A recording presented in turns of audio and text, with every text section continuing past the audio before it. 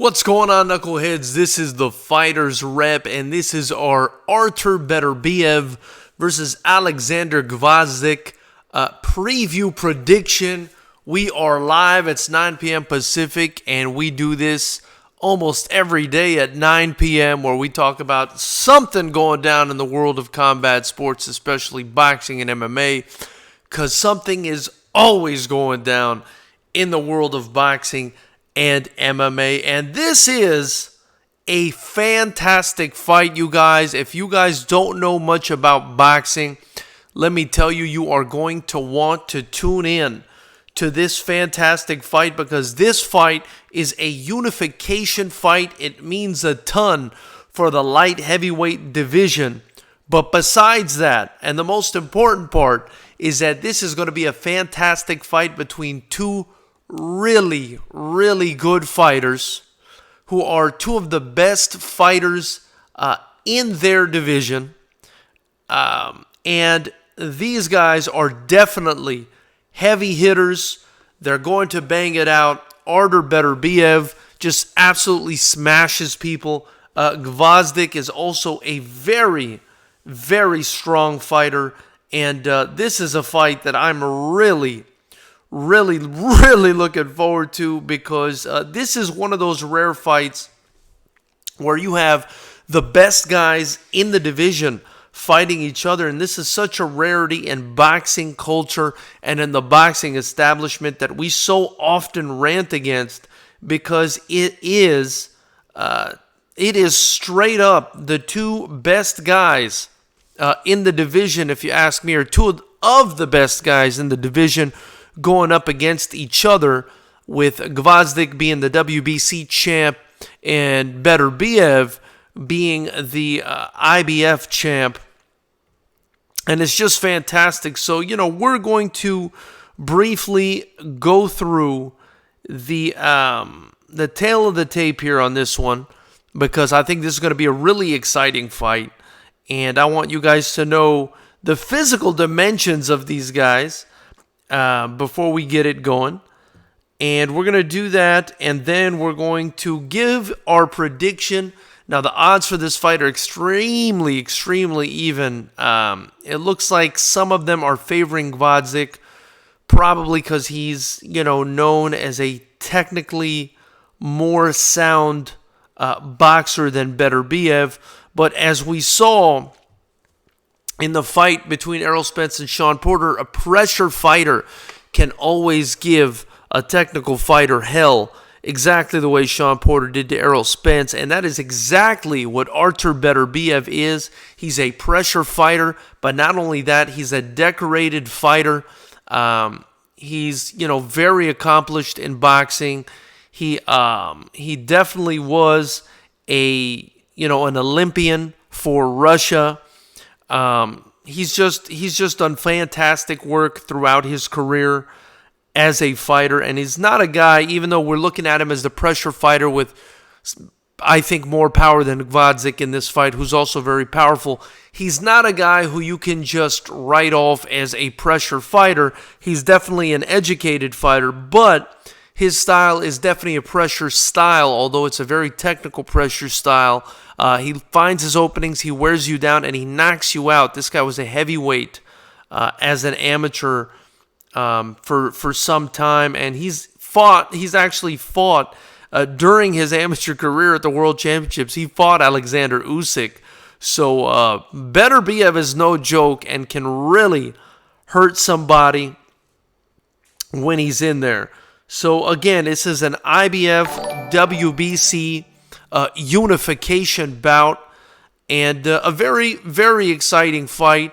Thank you so much to Jake Martinez, who just subscribed to the channel. Really appreciate it. If you guys like talking about combat sports, be sure to like, comment, share, and do everything all the great fans on YouTube typically do. So let's take a look at the tail of the tape, and then once we do that, we'll get into what we think each guy's going to have to do to win the fight, and then we're going to tell you what our prediction is, and we'd love to hear yours at any time. You could comment in the chat, and again, feel free to subscribe like, share, do everything all the fun people on YouTube do. So when it comes to height, let's take a look at these guys physically.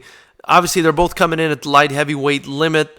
When it comes to height, it looks like Gvozdyk has about a 2.5-inch reach advantage. Looks like he's 6'2", whereas Beterbiev is 5'11 and a half. So he's got a couple inches there on Beterbiev. Also, Gvozdyk has a slightly longer reach at 76 inches. I believe Beterbiev is listed at about 73 and a half inches, and that's going to help the nail, which is what they call Gvozdyk in this fight, because he's the more technical and precise boxer. They're both orthodox fighters. They come, into the fight in the orthodox stance and typically stick to it. And so basically that's them physically in a nutshell. As far as their boxing record goes, both undefeated fighters. Gvozdyk is 17-0 with 14 knockouts, whereas Artur Beterbiev, get this, you guys, he is 14-0 with 14 knockouts. I mean, this guy is a tank in the ring. Not somebody you want to mess around with at all. Has ended every single one of his fights by knockout.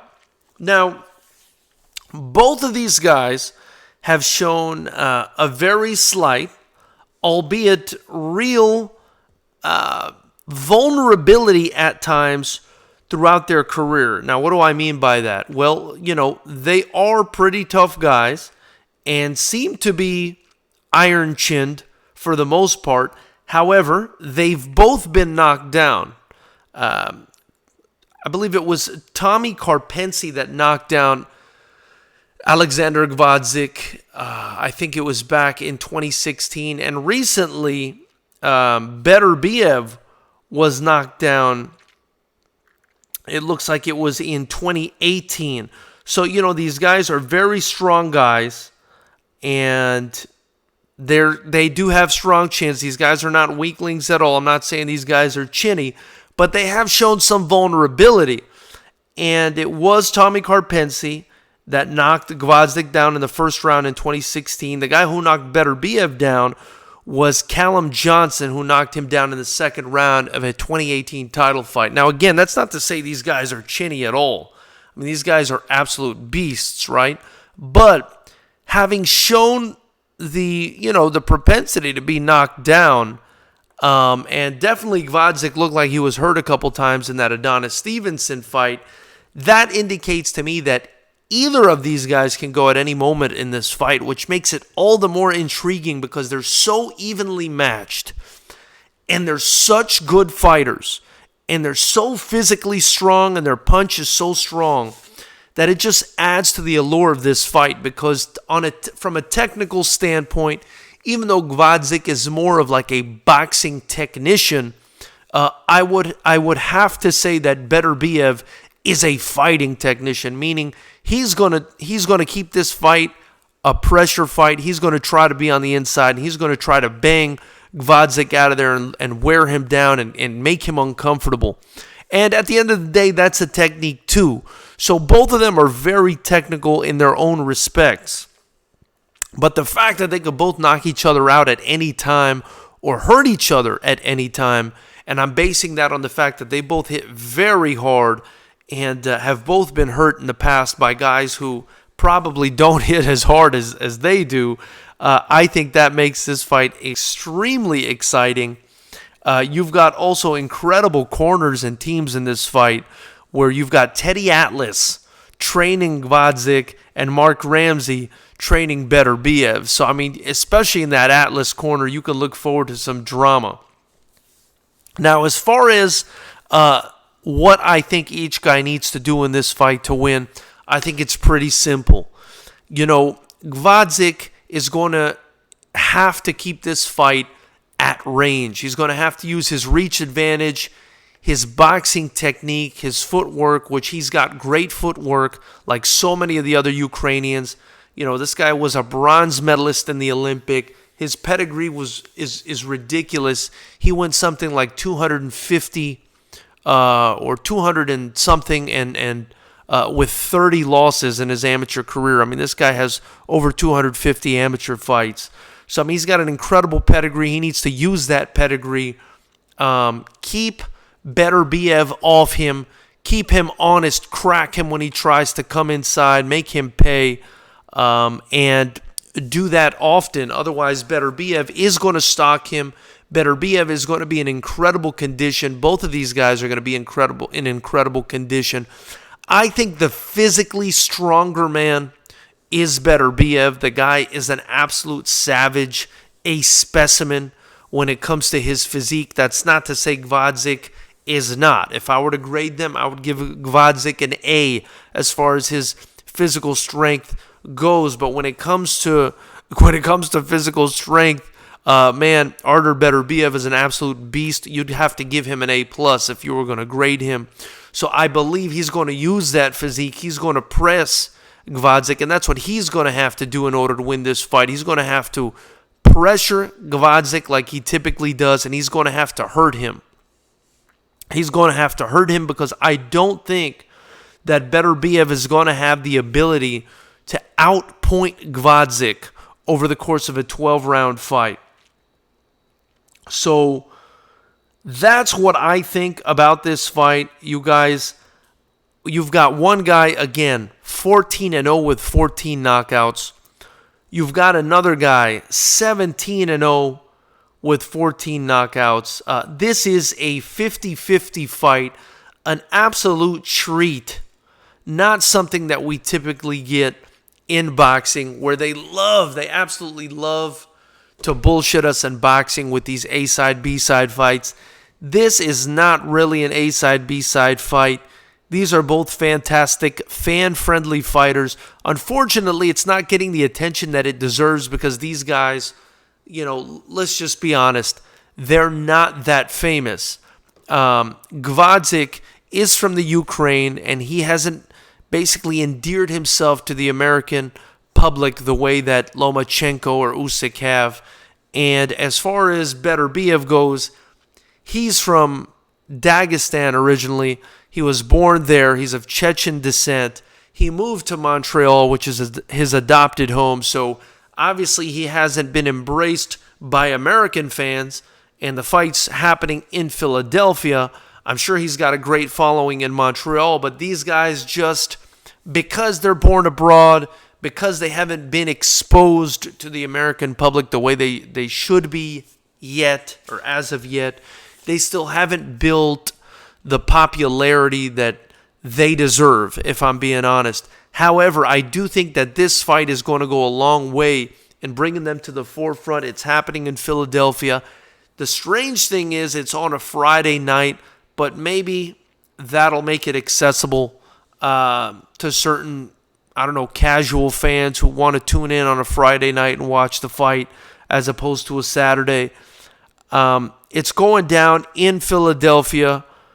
I'm not sure who's going to have home field advantage there. I'm guessing it's going to be Gvozdyk, but I'm sure there'll be fans for both guys, as there might be a lot of Russians there as well as Ukrainians. And it's just going to be a fantastic fight, you guys. I mean, if you guys go back and look at their highlights on YouTube, these people hurt people. These people knock people out. Beterbiev is especially devastating with one-punch knockout power. I don't think Gvozdyk has one-punch knockout power, but he can definitely hurt people. He actually unfortunately, put Adonis Stevenson in a coma, I believe, not too long ago in their fight, which was an extremely exciting fight. But he was hurt many times by Adonis Stevenson in that fight. And that tells me that he can be hurt by Artur Beterbiev. So this is a classic example of a boxer versus a puncher, if you ask me.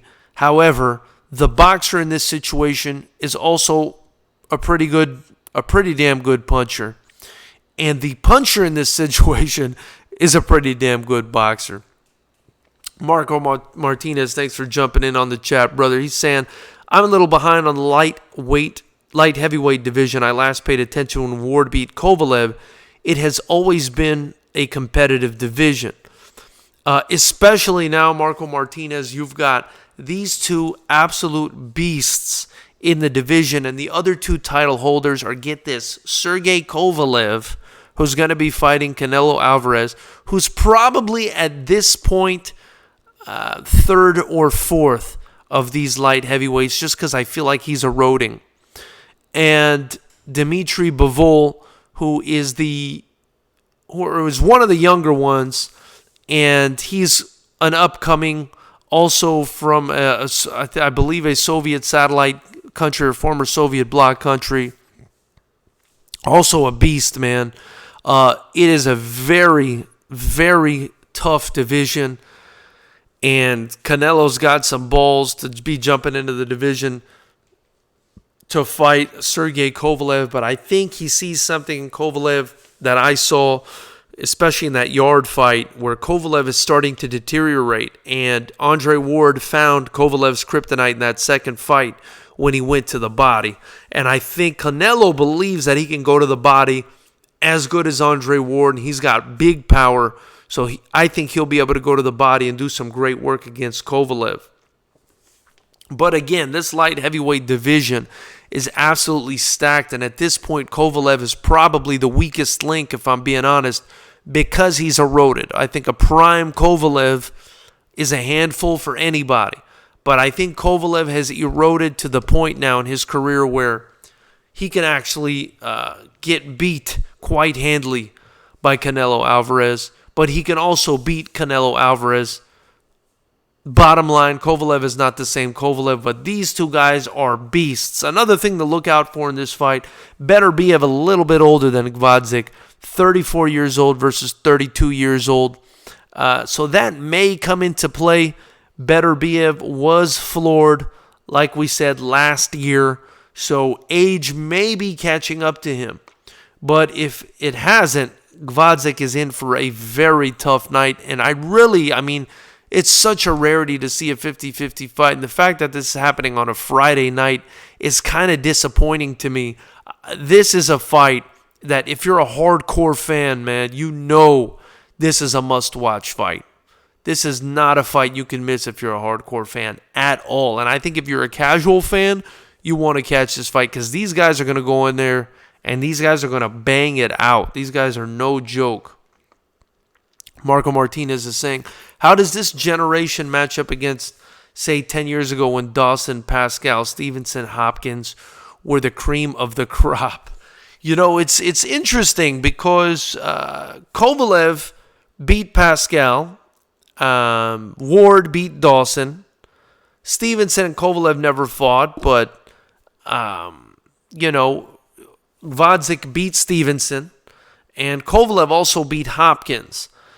And so I do think this generation, if you want to call it that, definitely matches up. I think this generation is more technically sound, perhaps with the exception of Hopkins, who is also very technical.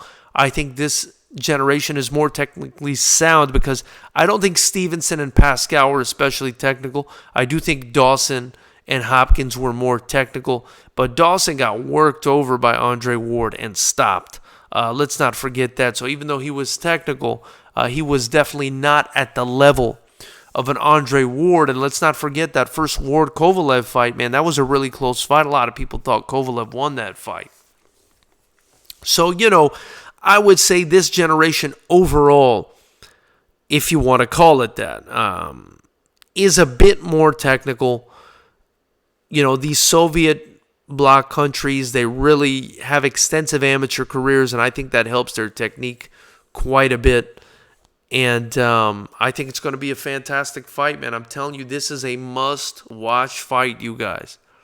Now, Marco Martinez is asking, who are the guys we need to be paying attention to? Honestly, at this point, I think that these two guys are the guys you're going to need to pay attention to, Gvozdyk and Beterbiev. And I'm going to give my prediction in a second. I also think that Bivol, who we saw on the Usyk undercard as the co-main event, is the other person we're going to have to pay attention to. As far as Kovalev goes, I think you need to put an asterisk by his name at this point because he has aged. He has deteriorated. I have nothing but respect for the guy, but I don't see the same Kovalev in there anymore as I did in that first Andre Ward fight or even before that. I just don't see it. I think ever since the second Andre Ward fight, and maybe even before that, they said he was drinking a lot, not really taking care of himself. I think after that second Andre Ward fight, though, we saw some deterioration. He ended up getting stopped after that by, I believe it was a later Perez. He ended up coming back and winning, but still, the Kovalev in his prime that we knew was an absolute killer, man. And I don't think he would have lost that fight or had the same performance he had against Anthony Yarde, for example. So the guys, again, to more briefly answer your question that we need to watch are Gvozdyk, Beterbiev, and Bivol. And then it's wide open for whoever wants to come in next to be the next, big deal in the light heavyweight division. I'm not sure who that's going to be. I don't think it's going to be Canelo. I don't think Canelo's a natural light heavyweight. If I'm being honest, I don't even think Canelo's a natural middleweight. I think Canelo's probably a natural 154-pounder. But he's decided to continue to build his legacy by capturing weight or capturing belts in different weight classes. That's one way to build a legacy. But I think he's ultimately sort of hurting himself by not cleaning out a division. He needs to go back and clean out a division. He wasn't done with middleweight. He needs to fight Andrade. He needs to fight the Charlo brothers. He needs to fight a bunch of people. He might need to go back down there and fight Errol Spence. He might need to come all the way down and fight Errol Spence once Errol Spence moves up. So there are a lot of fights for Canelo. I'm not sure why he's opting for light heavyweight when he's got so much unfinished business in and around his weight division. Perhaps, those are dangerous fights and he's being strategic with his career. Who knows? But I don't think he's going to stay at light heavyweight. As far as this fight goes, if you're going to ask me who I think is going to win, I got to give you the same answer I typically give, which is skills pay the bills. I've always got to take the guy that I believe has better technique over the guy who's just more powerful. And so in this situation, I got to go with a win for Gvozdyk. And I would say Gvozdyk wins a very close decision in this fight. There is obviously the chance that one of these guys gets knocked out because these guys hit so hard, but none of these guys have ever been knocked out. So, it's not something that I would expect from these two guys who are extremely tough to get knocked out. These are two guys that may also be too tough for their own good, and it's pretty worrisome. At the same time, it makes for an absolutely intriguing and exciting matchup, and I think if you tune in on Friday to ESPN and watch this fight, if you're on the fence about boxing, this is going to knock you off the fence onto the side where the fans are, where the fighter's rep is, and it's just going to be a fantastic fight. So, knuckleheads, that's all I've got to say about that. It's going to be a great fight. Tune in tomorrow. It's going down on ESPN Plus, I believe it is, and we'll be right here after the fight, immediately after, to discuss the results with you. So be sure to join the discussion tomorrow. Also be sure to subscribe, like, share. Feel free to donate to the Super Chat. It's much appreciated. We're doing this several times a week now, almost every day. So any little bit of help is appreciated. Anything you donate to the channel, the majority is reinvested right back into the channel and into Fighters Rep Promotions to try to make basically the best kickboxing striking event in the world. That's what we're aiming for here at Fighters Rep Promotions. Hopefully we'll be announcing a date for Fighters Rep 9.